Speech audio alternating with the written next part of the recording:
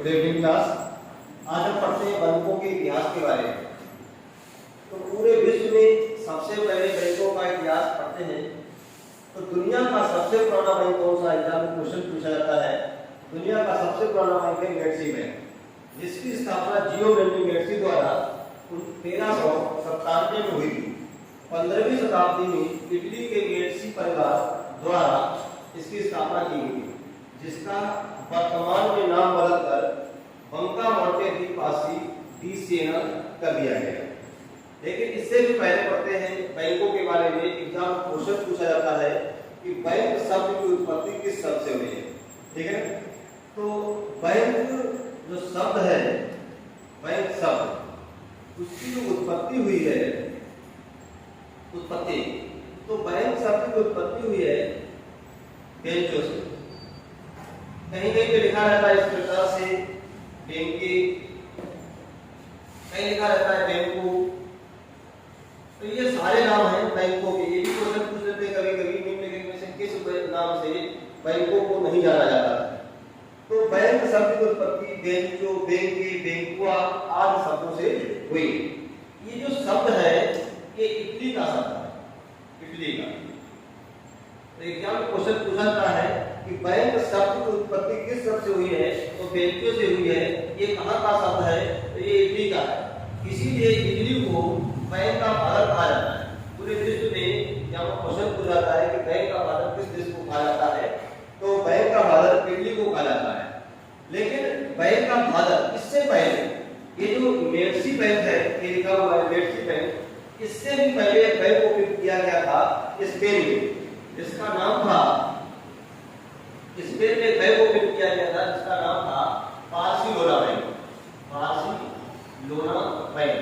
लेकिन ये बैंक बाद में बंद हो गया था। इसलिए इधर पूछा जाए क्वेश्चन एग्जाम में विश्व का सबसे पुराना बैंक कौन सा है, तो बार्सिलोना बैंक है। कहाँ ओपन किया गया था, स्पेन में। लेकिन इस प्रकार अगर क्वेश्चन पूछा जाए कि विश्व का सबसे पुराना बैंक जो आज भी कार्य कर रहा है, तो उसका नाम है मेड्सी बैंक। ये बैंक कहाँ ओपन किया गया था, तो ये बैंक ओपन किया गया था इटली में। वर्तमान में इसका नाम बदलकर बंका मोंटे दी पासी दी सेना कर दिया गया। एक बार फिर से पढ़ते हैं कि बैंक शब्द की उत्पत्ति किस शब्द से हुई है, तो बैंक शब्द की उत्पत्ति बेंचो से हुई है। ये कहाँ का है, ये किस देश का शब्द है, इटली का है। इसीलिए इटली को बैंक का फादर कहा जाता है। पहला बैंक ओपन किया गया था स्पेन में, नेम बात था बार्सिलोना में। तो विश्व इतिहास से आपके बड़े एग्जाम में जो क्वेश्चन पूछे जाते हैं वो इतने ही पूछे जाते हैं कि बैंक शब्द की उत्पत्ति किस शब्द से हुई है, तो बेंचो से। ये कहाँ का शब्द है, इटली का। बैंक का फादर कौन सा कंट्री है, इटली। पहला बैंक कहाँ ओपन किया गया था, स्पेन में। नाम क्या था, बार्सिलोना बैंक। और आज विश्व का सबसे पुराना बैंक जो आज भी कार्य कर रहा है, उसका नाम है मेड्सी बैंक। कहाँ ओपन किया गया था, इटली में, मेड्सी परिवार के द्वारा। वर्तमान में मेड्सी बैंक का नाम बदलकर बंका मोंटे दी पासी कर दिया गया। इस प्रकार से क्वेश्चन विश्व इतिहास में बैंकों का पूछा जाता है। अब हम चलते हैं भारत में बैंकिंग सेक्टर का विस्तार। मतलब भारत में किस प्रकार से बैंकों का इतिहास हुआ, किस प्रकार से भारत में बैंकिंग सेक्टर का विकास हुआ, इसके बारे में हम पढ़ते हैं। ठीक है, चलिए आगे बढ़ते हैं।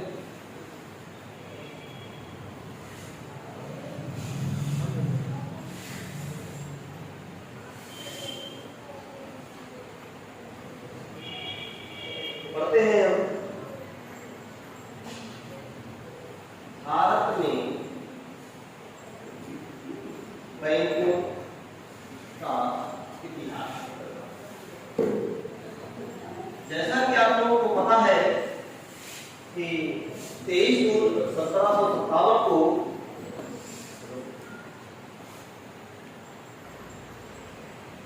भारत में बैंकों का इतिहास।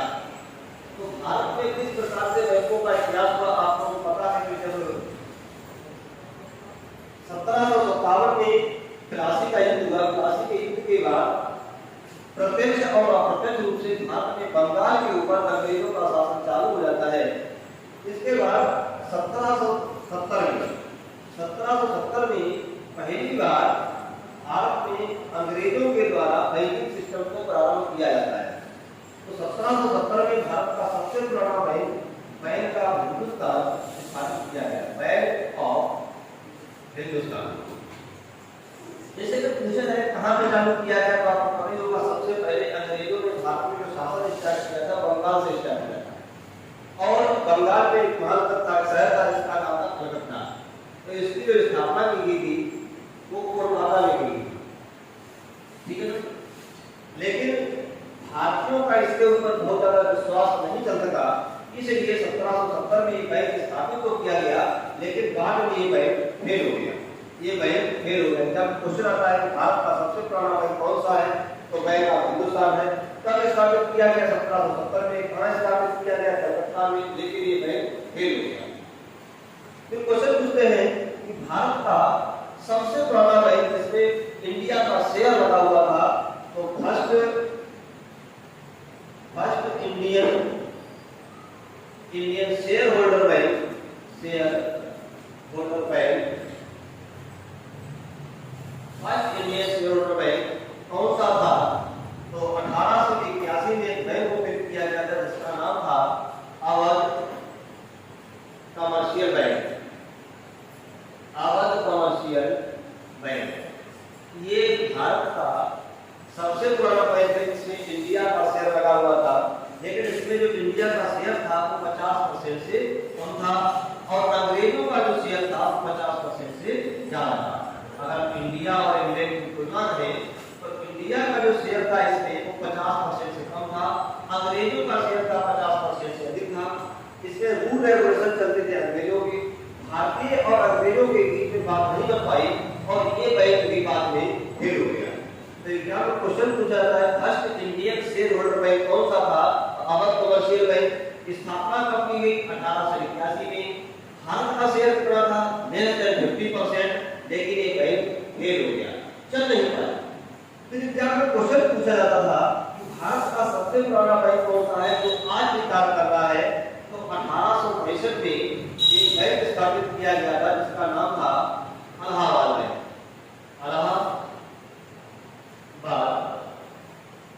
बैंक।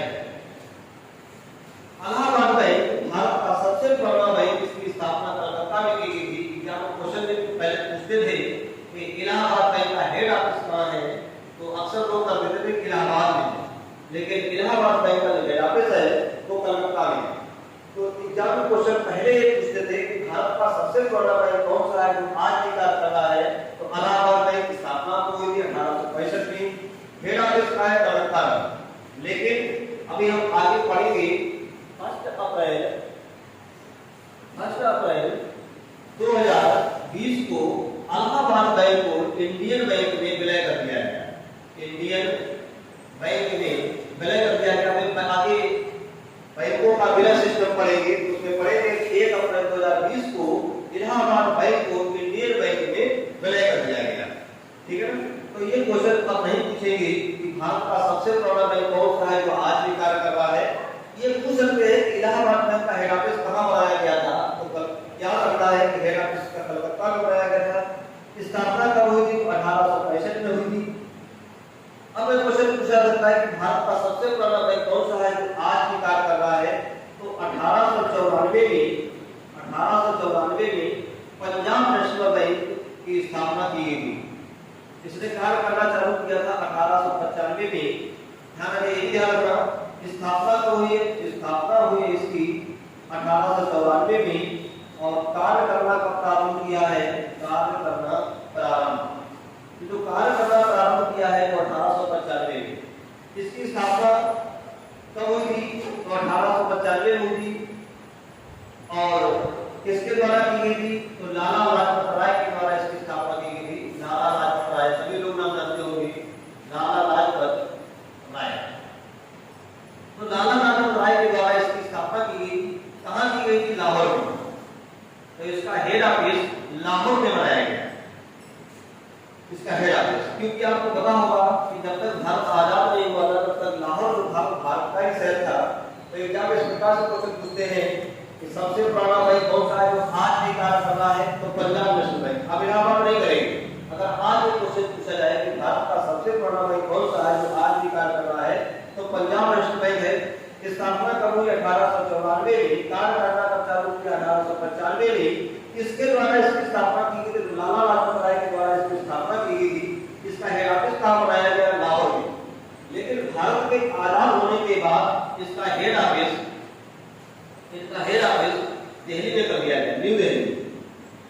पूछा जाए तो भारत आजाद होने के बाद इसका हेड ऑफिस कहाँ बनाया गया, तो न्यू दिल्ली में बनाया गया।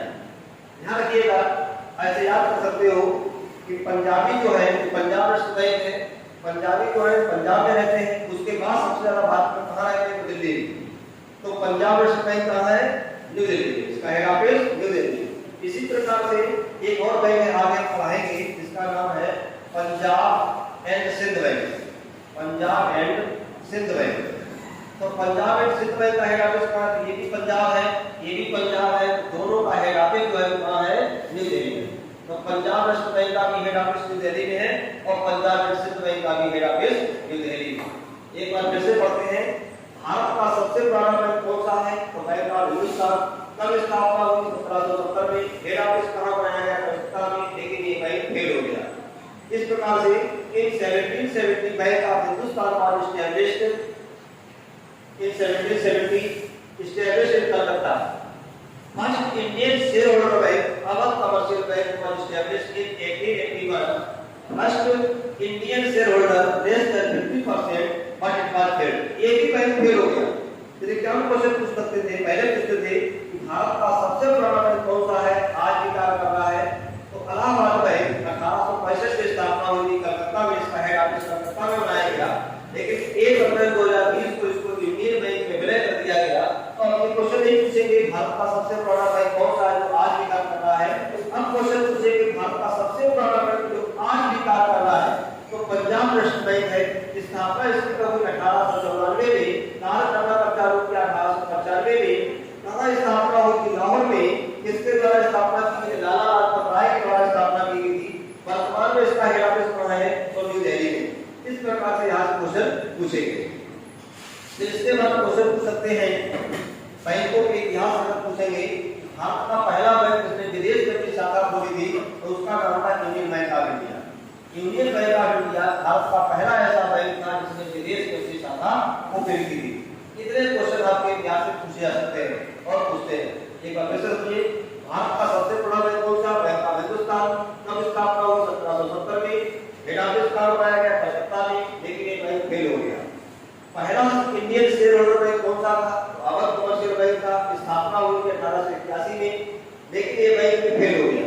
1865 में इलाहाबाद बैंक की स्थापना की, भारत का सबसे पुराना बैंक था, लेकिन 1 अप्रैल 2020 को इसका इंडियन बैंक में विलय कर दिया गया। इसके बाद क्वेश्चन पूछते हैं, first 100% Indian share holder bank कौन सा था, तो Punjab national bank. Punjab national bank में 100% भारतीयों का शेयर लगा हुआ था। तो first 100% Indian share holder bank Punjab national bank की स्थापना हुई 1894 में। कार्य करना क्या चालू किया 1895 में। स्थापना की गई लाला लाजपत राय के द्वारा। हेड ऑफिस का लाहौर में बनाया गया था और आजाद होने के बाद, भारत आजाद होने के बाद इसका हेड ऑफिस न्यू दिल्ली में बनाया गया। तो पंजाबी या पंजाब एंड सिंध बैंक का भी हेड ऑफिस न्यू दिल्ली में है और पंजाब नेशनल बैंक का भी इसका हेड ऑफिस न्यू दिल्ली में। इस प्रकार से क्वेश्चन आपके इतिहास में पूछे जा सकते हैं। लेकिन अब हम पढ़ेंगे एसबीआई के बारे में, ठीक है ना।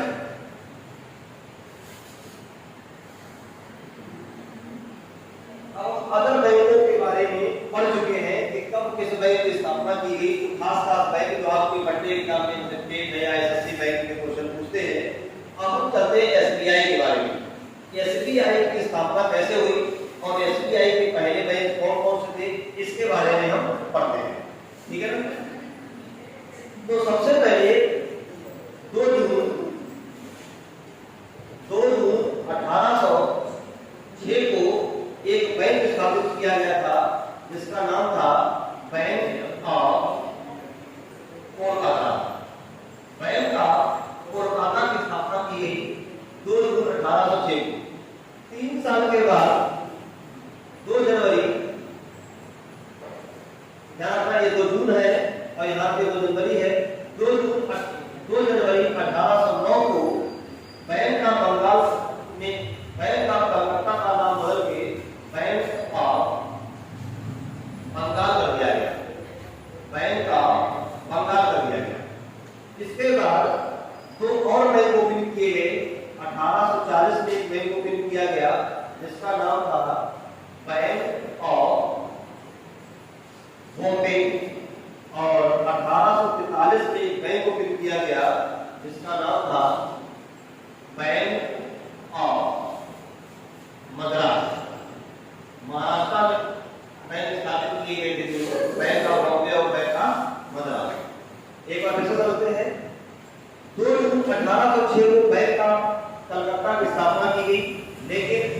3 साल के बाद 2 जनवरी 1809 को बैंक का कलकत्ता का नाम बदलकर बैंक का बंगाल कर दिया गया। जैसा कि आप लोगों को पता होगा कि जब अंग्रेज भारत में आए तो अंग्रेजों ने भारत में 3 प्रेसिडेंसियां बनाई थी, बंगाल, बॉम्बे और मद्रास में, ठीक है ना। और ये दोनों गवर्नर जो थे, आप पढ़े होंगे इतिहास में, ये दोनों गवर्नर, बॉम्बे का गवर्नर और मद्रास का गवर्नर, ये बंगाल के गवर्नर के अंतर्गत कार्य किया करते थे उस समय। तो 3 प्रेसिडेंसियां थी, एक बैंक का, एक बंगाल, बॉम्बे और मद्रास। इन तीनों जगह पे एक एक बैंक स्थापित किया गया। 1809 में बैंक का बंगाल, 1843 में बैंक ऑफ बॉम्बे, 1843 में बैंक का मद्रास। एक बार फिर से ध्यान दीजिएगा, अगर पूछा जाए कि बैंक का बंगाल की स्थापना कब हुई थी और 1809 में ऑप्शन में ना आए तो आपको करना होगा कि 1806 में बैंक ऑफ बंगाल की स्थापना हुई। अगर 1809 ऑप्शन में ना हो तो मान करते हैं कि बैंक ऑफ बंगाल की स्थापना 1806 में हुई थी, ठीक है ना। और दोनों अगर ऑप्शन में हो तो 1809 में बैंक ऑफ बंगाल की स्थापना हुई, 1806 में बैंक ऑफ कलकत्ता की स्थापना हुई थी। इसको दोबारा फिर से पुनर्गठित किया गया और पुनर्गठित करने के बाद 2 जनवरी 1809 को बैंक ऑफ कलकत्ता का नाम बदल के बैंक ऑफ बंगाल किया गया। इन तीनों बैंकों को प्रेसिडेंसी बैंक कहा जाता था और 3 bank is also known as presidency bank. Presidency bank इन एग्जाम में क्वेश्चन आता भी है कि भारत में कितने प्रेसिडेंसी बैंक फिर किए गए थे, तो भारत में 3 प्रेसिडेंसी बैंक फिर किए गए थे, Bank of Bengal, Bank of Bombay, Bank of Madras. बाद में हुआ क्या, 23 जनवरी 1921 23 जनवरी 1921 को इन तीनों बैंकों को आपस में विलय करके अब एक बैंक बनाया गया जिसका नाम था इंपीरियल बैंक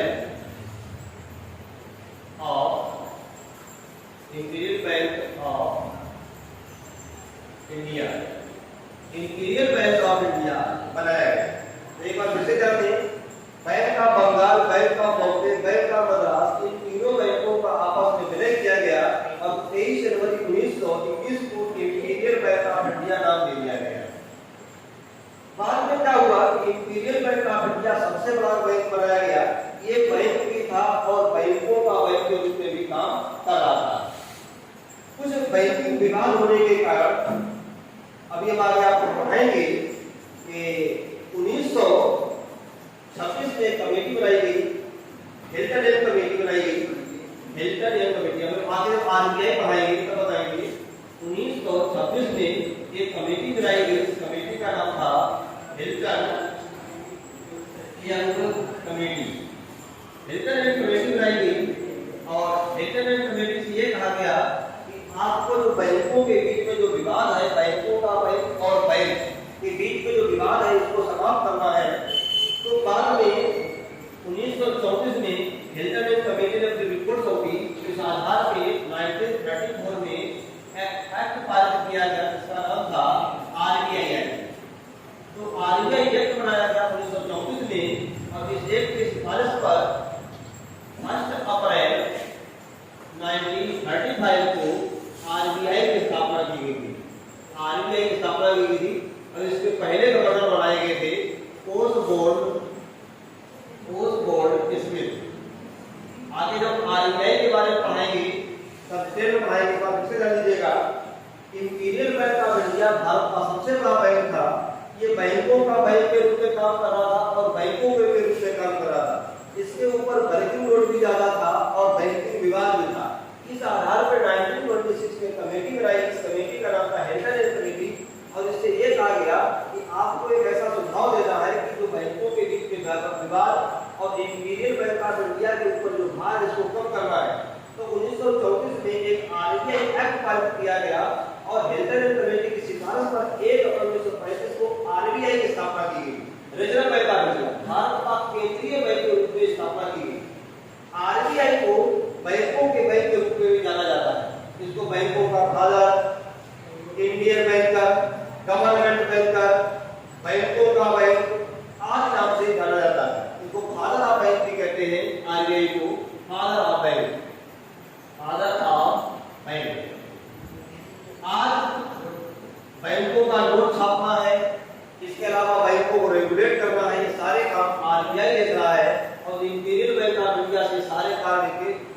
RBI को दे दिए गए। ठीक है ना, एक बार फिर से देखते हैं। 1921 में इंपीरियल बैंक ऑफ इंडिया की स्थापना की गई। ये बैंक के रूप में काम कर रहा था, बैंकों के बैंक के रूप में कार्य कर रहा था। 1926 में हिल्टन एंड कमेटी गठित की गई। इस कमेटी की सिफारिश पर 1934 में RBI एक्ट पास किया गया और ये कहा गया कि बैंकों के बैंक के रूप में काम RBI करेगा।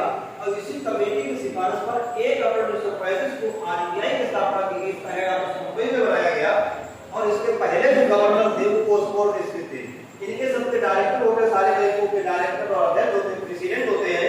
लेकिन जो RBI का जो हेड होता है उसको गवर्नर कहा जाता है। जब क्वेश्चन पूछते हैं कि RBI का जो हेड होता है उसको क्या बोलते हैं, तो उसको गवर्नर कहते हैं।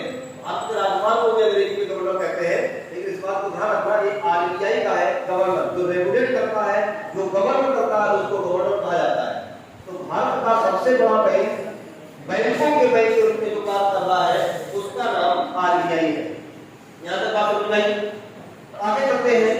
तो 23 जनवरी 1921 को इंपीरियल बैंक ऑफ इंडिया की स्थापना की गई। बाद में भारत आजाद हो गया और 1 जुलाई 1955 को 1 जुलाई 1955 को ये सुझाव दिया गया कि विदेशी नाम है, इसका नाम चेंज करके भारतीय नाम किया जाए। तो 1 जुलाई 1955 को इंपीरियल बैंक ऑफ इंडिया का राष्ट्रीयकरण किया गया। राष्ट्रीयकरण 1 जुलाई 1955 को इंपीरियल बैंक ऑफ इंडिया का राष्ट्रीयकरण किया गया, नेशनलाइजेशन किया गया। नेशनलाइजेशन किया गया, राष्ट्रीयकरण किया गया और 1 जुलाई 1955 को ही इसका नेशनलाइजेशन करने के बाद इसका नाम स्टेट बैंक ऑफ इंडिया कर दिया गया। स्टेट बैंक ऑफ इंडिया कर दिया गया। तो ध्यान रखिएगा कि जब हम क्वेश्चन पूछते हैं कि क्या भारतीय स्टेट बैंक राष्ट्रीयकृत बैंक है, तो है। अगर क्वेश्चन पूछे क्या निम्न में से किस बैंक का राष्ट्रीयकरण नहीं किया गया और आपको दे दिया जाए state Bank of India, Punjab national bank, Allahabad bank, देना बैंक, तो SBI का राष्ट्रीयकरण नहीं किया गया। किसका राष्ट्रीयकरण हुआ है? इंपीरियल बैंक ऑफ इंडिया का राष्ट्रीयकरण हुआ है। इंपीरियल बैंक ऑफ इंडिया का राष्ट्रीयकरण करने के बाद इसका नाम स्टेट बैंक ऑफ इंडिया रखा गया। तो क्या ये सरकारी बैंक है? है। भारत का सबसे बड़ा पब्लिक सेक्टर बैंक है, भारत का सबसे बड़ा सरकारी बैंक है, राष्ट्रीयकृत बैंक है। लेकिन SBI का राष्ट्रीयकरण नहीं हुआ। राष्ट्रीयकरण किसका हुआ है? इंपीरियल बैंक ऑफ इंडिया का राष्ट्रीयकरण किया गया है। ठीक है। लेकिन अगर क्वेश्चन इस प्रकार से आए कि SBI का राष्ट्रीयकरण कब किया गया, तो हमारी मजबूरी है कि हमको करना पड़ेगा 1 जुलाई 1955, क्योंकि वहां पे समझाने के लिए हमारे पास शब्द नहीं है। लेकिन अगर लिखने के लिए डिस्क्रिप्टिव में पूछा जाए तो डिस्क्रिप्टिव में आप लिख सकते हैं कि 23 जनवरी 1921 को इंपीरियल बैंक ऑफ इंडिया की स्थापना की गई। 1 जुलाई 1955 को इंपीरियल बैंक ऑफ इंडिया का राष्ट्रीयकरण किया गया। राष्ट्रीयकरण करने के बाद 1 जुलाई 1955 को ही इंपीरियल बैंक ऑफ इंडिया का नाम बदलकर स्टेट बैंक ऑफ इंडिया कर दिया गया। तो भारत का सबसे बड़ा बैंक और भारत का सबसे बड़ा पब्लिक सेक्टर बैंक कौन सा है? तो स्टेट बैंक ऑफ इंडिया। पहले भी था और आज भी है। ठीक है ना। इसके आगे हम पढ़ेंगे SBI के एसोसिएट के बारे में। SBI के एसोसिएट के बारे में पढ़ेंगे, लेकिन इसको नोट कर लेते हैं। उसके बाद पढ़ते हैं भारतीय स्टेट बैंक के बारे में और उनके एसोसिएट के बारे में। ठीक है। हाँ, अभी तक हमने नाम किया SBI के बारे में पढ़ा। अब हम SBI के एसोसिएट के बारे में पढ़ेंगे, SBI के सहयोगी बैंकों के बारे में पढ़ेंगे। ठीक है ना। 1959 में SBI ने अपनी ताकत को बढ़ाने के लिए, अपने व्यापार को बढ़ाने के लिए कई शहरों में अपने एसोसिएट स्थापित कर सहयोगी बैंक स्थापित किए। कई एक ऐसे शहर थे जहां पर SBI काम नहीं कर रहा था। जिस शहर में SBI काम नहीं कर रहा था उन शहरों में SBI ने अपने सहयोगी बैंक स्थापित किए। तो 1959 में SBI ने अपने व्यापार को बढ़ाने के लिए, अपने ट्रेड को बढ़ाने के लिए 8 सहयोगी बैंकों की स्थापना की। सहयोगी बैंकों की स्थापना की। सहयोगी का मतलब है associate.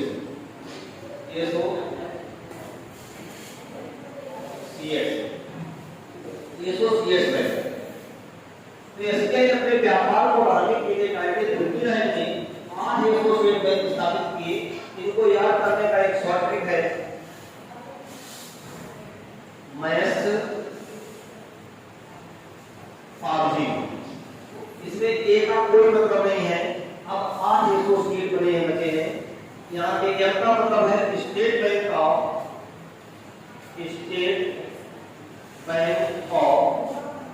Mysore, state Bank of Mysore. P का मतलब है state Bank of Travancore, state Bank of Hyderabad, state Bank of Hyderabad, state Bank of Saurashtra, state Bank of Patiala, state Bank of Bikaner, state Bank of Jaipur, State Bank of Indore. आगे इसमें स्टेट बैंक लगा देना, state Bank of Indore. एक बार विस्तृत करते हैं। एसबीआई ने अपने व्यापार को बढ़ाने के लिए 8 एसोसिएट बैंक स्थापित किए। याद करने का तरीका है मैस पावजी। एक का कोई मतलब नहीं है, 8 लेटर बचे हैं, 8 ही एसोसिएट बैंक है।